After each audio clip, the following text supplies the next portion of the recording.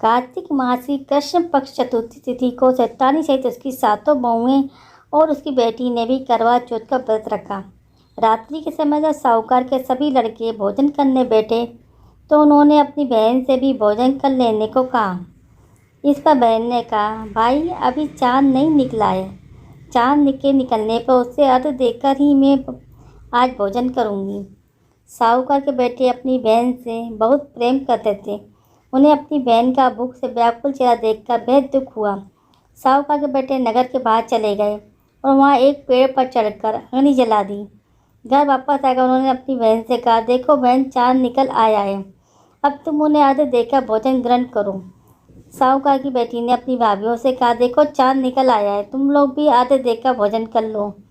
ननद की बात सुनकर भाभीयों ने कहा, बहन अभी चाँद नहीं निकला है, तुम्हारे भाई धोखे से अग्नि जलाकर उसके प्रकाश को चाँद के रूप में तुम्हें दिखा रहे हैं।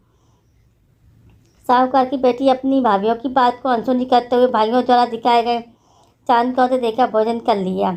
इस प्रकार करवा चौथ का व्रत भंग करने का विघ्नहर्ता भगवान श्री गणेश साहूकार की बेटी पर प्रसन्न हो गए। गणेश जी की अप्रसन्नता के कारण उस बेटी का पति बीमार पड़ गया और घर में बचा हुआ सारा धन उसकी बीमारी में लग गया।